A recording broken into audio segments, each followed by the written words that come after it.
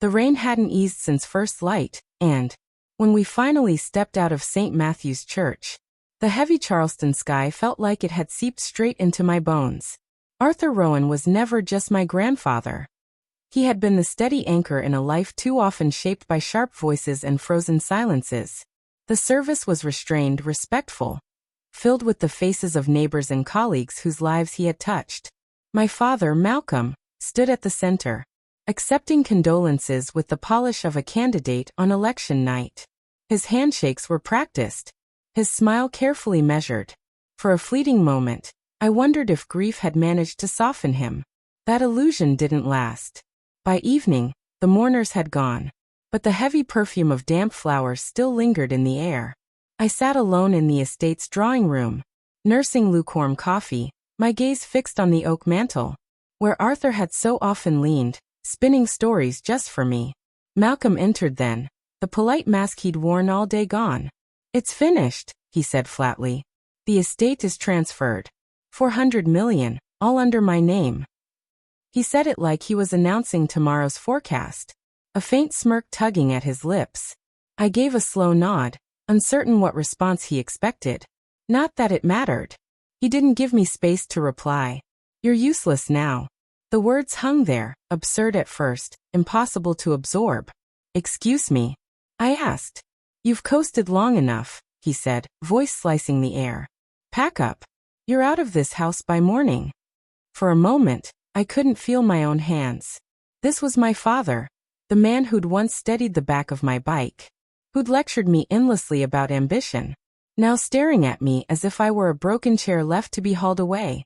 I stood tall, forcing my spine straight though my chest burned tight. "Fine." My voice didn't shake. I wouldn't allow him that satisfaction. I left the room, the echo of my steps chasing me down the long hall, toward a bedroom that had never fully felt like mine. I had grown up in a house where silence was a weapon. Malcolm's rules were exacting, absolute. No slammed doors, no talking back. And under no condition could his decisions be challenged. My earliest memories of him are catalogued in corrections. Posture too slouched, tone too sharp, dreams too impossible. By 10, I'd already learned to keep my small triumphs to myself. An A earned only led to, why not an A+? A prize one only brought. How many others even bothered to try? Praise, when it arrived, felt more like a margin note than a celebration. Arthur was the opposite. Being with him was like stepping into sunlight after too long in shadow. He never pushed for perfection. He asked what I wanted, then actually listened. At 15, I told him I wanted to study finance, to understand the hidden currents moving money and power. Malcolm scoffed, called it a man's world. Arthur only smiled, told me to learn everything I could. Years later, when I was accepted into a prestigious graduate program, Malcolm dismissed it as a waste. That night, I sat on the porch with Arthur, the letter heavy in my hands, wondering if I should decline. He drank his sweet tea in silence, then slid an envelope across the table. Inside was a cashier's check large enough to cover my first year's tuition. "Don't tell him," Arthur said softly. "This stays between us. Consider it an investment in someone worth believing in." That was Arthur, choosing to believe in me even when it cost him something. Now, standing in my childhood room with a half-filled suitcase, I thought back to that night and the quiet pride in his eyes. Malcolm could strip me of this house, but he couldn't dismantle the foundation Arthur had built inside me. As I reached for another hanger, something solid shifted in the lining of my old bookshelf. The house no longer felt like mine. Within days of the funeral, the warmth Arthur carried through these halls had vanished, replaced by something sharper, colder. Doors once left open now locked at my touch. The library, the sunroom, even Arthur's small study where he kept his records. The staff I'd known since childhood avoided my eyes. Margaret, the housekeeper who once smuggled me scones, now offered only curt nods, her hands fussing over chores that didn't need doing. When I asked what was wrong, she only whispered, "Mr. Rowan's instructions," before hurrying away. At dinner, Malcolm spoke as though I were invisible. He talked of moving forward, his words thick with finality, renovations, investments, cutting costs and streamlining the household. all in ways that made clear I was no longer part of his plans. His voice carried the grim satisfaction of someone discarding what he saw as dead weight. Back in my room, I turned back to packing. My fingers brushed along the spines of books I'd kept since high school, companions in years when I needed safe places for my thoughts. One book, a thick biography Arthur had given me for my 18th birthday, slid free easier than the rest. Something small shifted inside. Opening it, I found a sealed envelope hidden deep between the last pages. My name stood out in Arthur's steady handwriting across the cream paper. I sat on the bed, tearing the seal carefully. Inside was a single sheet of stationery. The ink was faint but intentional. The will shields those who shield others. No explanation, no context, just that single line, heavy enough to freeze me in place. I read it again, tracing each word as if some hidden meaning might surface. Arthur had left it for me to uncover. Not Malcolm, not anyone else. I slipped the note back into its envelope and tucked it into my bag, my mind already spinning with possibilities. Malcolm's study carried the lingering scent of cigar smoke and polished leather, the same as when Arthur used it, except the warmth was gone. Malcolm lounged behind the weighty mahogany desk, leaning into Arthur's old chair as though it had always been his. A crystal glass of bourbon sat at his elbow, half-filled, glinting under the desk lamp. "Sit," he said without lifting his eyes from the papers spread before him. I stayed standing until he finally looked up, a faint smirk tugging at his mouth. "I suppose you've heard," he began, as if the entire city wasn't already buzzing. "400 million. All mine." His tone held not the faintest hint of mourning, just the smug satisfaction of someone who had tilted the game in their favor and won. I said nothing, letting him keep talking. "You've lived here in comfort long enough, Callista," he went on, his voice cooling. "But you're no child anymore. You're an expense." He let the word hang like a sentence. "And frankly, you've been coasting." I nearly laughed. I'd been working since 16. Paying most of my own way through grad school thanks to Arthur. Not Malcolm. But arguing with him now would be like yelling into the wind. "I want you gone by morning," he said, leaning forward, elbows on the desk. "No drama, no drawn-out farewell. This is my house now. And I decide who belongs." He watched me, waiting for the crack, the protest, the begging. I felt the weight of Arthur's note pressing in my pocket, its words burning against my skin. "The will shields those who shield others." I lifted my chin. "Fine." No shake in my voice. No pause. I rose, turned, and left without another word. Upstairs, I packed the last of my clothes into the worn leather suitcase Arthur had given me years ago. The envelope stayed in my coat pocket, as though removing it might drain the strength it had lent me in that room. By the time the grandfather clock in the hall struck 9, my bags waited at the door. I didn't look back as I stepped into the cool Charleston night. By the following afternoon, I was dragging my suitcase up the narrow stairwell of a small brick walk-up downtown. The apartment was barely wide enough for me to stretch my arms, but it was mine. No locked doors. No eyes measuring me. I sold a few pieces of jewelry Malcolm had gifted me over the years. Trinkets for display, not affection. It wasn't much, but enough for the deposit and the first month's rent. My work as a financial analyst was remote, so I set my laptop on the tiny kitchen table and kept to steady hours, forcing routine into the chaos. But at night, I often found myself pulling the envelope from my coat pocket, rereading Arthur's words. "The will shields those who shield others." It wasn't the kind of thing he would toss off lightly, and it certainly wasn't written for Malcolm. Quietly, I began searching through public records, probate filings, even old news stories about unusual estates. Most of it was noise, but now and then I found patterns that quickened my pulse. Trusts with strict conditions. Wills tied to community ventures. Arthur had always been exacting. His will likely bore the same precision. 3 days after moving in, an unfamiliar number flashed on my phone. I nearly ignored it, but something made me answer. Callista Rowan. The voice was sharp, professional, edged with dry amusement. "This is Evelyn Cole. I was your grandfather's attorney." A pause, deliberate. "We need to discuss his will. It's unusual." Her tone carried a quiet satisfaction, as though she was withholding the real punch until we met.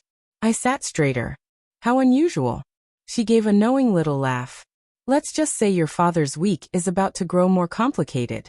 Can you come to my office tomorrow? My eyes flicked to the envelope on the table. My mind was already racing. Evelyn Cole's office wasn't what I expected. No mahogany, no antique rugs, just clean lines, muted tones, and a wall of neatly labeled files. She motioned for me to sit, then folded her hands and studied me with the kind of look that said she already knew far more than she planned to say. I've been waiting for you to call, she began. Your grandfather foresaw certain dynamics in this family. I raised a brow. Meaning my father? Meaning exactly your father, she said, pulling a thick binder toward her. Arthur placed his entire estate in a trust. Malcolm cannot touch a cent of the $400 million unless certain conditions are met. I leaned forward, my pulse quick. What conditions? Her lips curved faintly, like she had been waiting for the question. He must complete a community redevelopment project that earns city approval and satisfies Arthur's philanthropic standards. And he must do it with you as co-executive. Equal authority. Equal signature rights. I sat back, struggling to absorb it. You're saying he can't move without me. Correct. She flipped to the next page. There's more. For the 12 months required to finish the project, there can be no lawsuits between you and Malcolm, no public estrangement, no withdrawal by either party. Violate any of it, and the trust dissolves. She turned to the final clause. Half would go to the charities Arthur named, the other half to you. For a moment, all I could hear was the low hum of the air conditioner. I thought of Malcolm in his study, smug, certain he had already won. I thought of him calling me useless. Arthur planned this, I whispered. He wanted to make certain the person he relied on most would be the one to safeguard his legacy. Evelyn's voice was calm. And that person wasn't your father. My hand drifted across the edge of the desk, slow and intentional. When does Malcolm learn of this? I asked.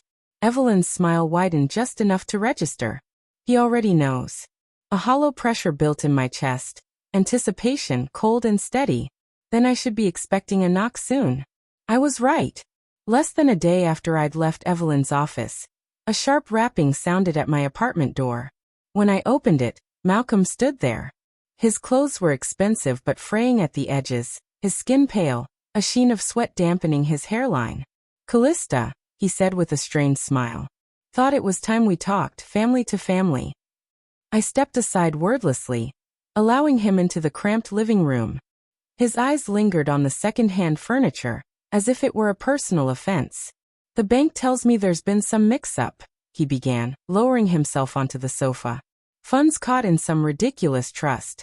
Bureaucratic nonsense. His tone was light, but I could hear the tension beneath it. It's not a mix-up, I answered evenly. It's the will.